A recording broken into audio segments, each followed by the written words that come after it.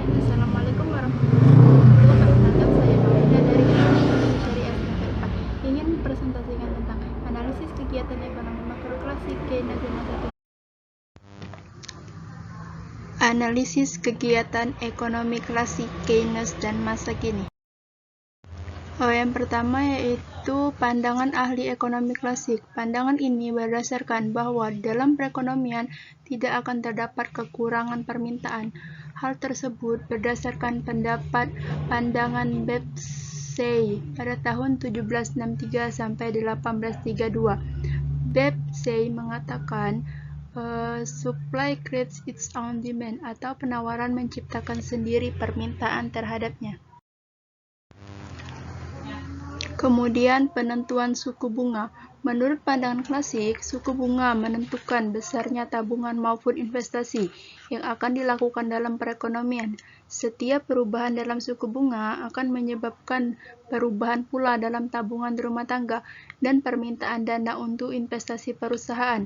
Perubahan tersebut berlangsung sampai jumlah tabungan dan jumlah permintaan dana investasi tercapai. Salah satu faktor yang menentukan suku bunga adalah jumlah tabungan rumah tangga pada perekonomian yang mencapai tenaga kerja penuh.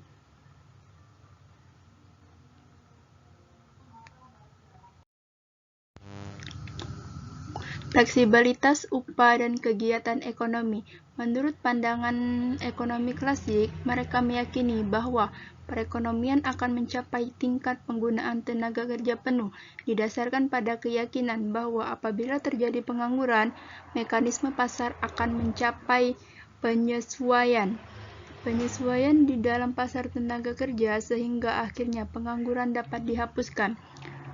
Selain itu, pandangan ekonomi klasik dalam analisis mereka, ahli ekonomi klasik juga berkeyakinan. Pertama, para pengusaha akan selalu mencari keuntungan yang maksimum.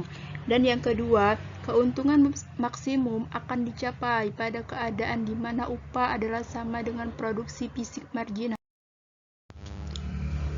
Kritik Keynes terhadap pandangan klasik. Keynes berpendapat bahwa penggunaan tenaga kerja penuh adalah keadaan yang jarang terjadi, dan hal itu disebabkan karena kekurangan permintaan agregat yang berada dalam perekonomian.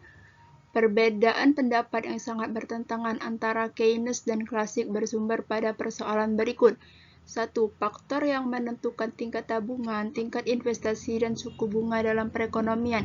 Maksudnya di sini adalah Keynes berbeda pendapat dengan klasik. Menurut Keynes adalah jika suku bunga naik, maka orang berlomba-lomba atau berbondong-bondong untuk menabung dan investasi. Sedangkan menurut Keynes, orang akan menabung dan berinvestasi tergantung pendapatan rumah tangga.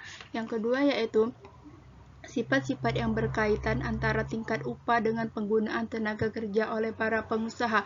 Yang dimaksud di sini adalah menurut pandangan klasik, penggunaan tingkat upah tidak mempengaruhi produksi, sedangkan menurut Keynes, penggunaan tingkat upah sangat mempengaruhi produksi. Penentu tabungan dan investasi menurut Keynes. Penentu tabungan. Menurut Keynes, besarnya tabungan yang dilakukan oleh rumah tangga bukan tergantung kepada tinggi rendahnya suku bunga. Hal tersebut terutama tergantung pada besar kecilnya tingkat pendapatan rumah tangga.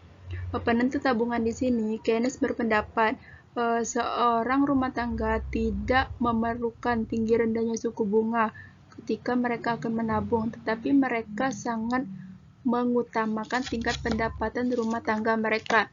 Selanjutnya yaitu penentu investasi. Di samping suku bunga, faktor lain yang menentukan investasi adalah keadaan ekonomi masa kini, ramalan masa depan, dan teknologi.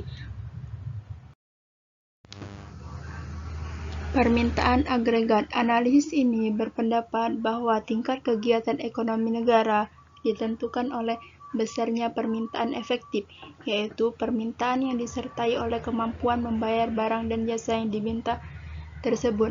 Penentu pembelanjaan agregat yaitu ada 4. Yang pertama, konsumsi rumah tangga, yang kedua investasi, yang ketiga pengeluaran pemerintah, yang keempat ekspor ke pasar. Perkembangan analisis makroekonomi. Perkembangan analisis makroekonomi sesudah Keynes adalah muncul 4 pemikiran baru, yaitu monetaris, klasik baru, supply side, dan new Keynes. Pandangan modern mengenai penentu tingkat kegiatan ekonomi. Aliran-aliran pendapatan dalam perekonomian modern, yang mana penerima-penerima pendapatan akan menyisihkan pendapatan mereka untuk ditabung, dan tabungan ini akan dipinjamkan kepada pengusaha. Mereka akan menggunakan tabungan ini untuk investasi, yaitu melakukan pembelian barang modal. Investasi akan menambah jumlah barang-barang modal yang tersedia dan meninggikan kemampuan perekonomian itu menghasilkan barang-barang kebutuhan masyarakat.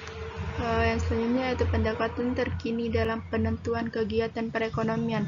Penentu kegiatan perekonomian berbentuk mengatasi masalah pengangguran yang serius dengan cara memperhatikan kesempatan kerja penuh dan menghindari masalah investasi.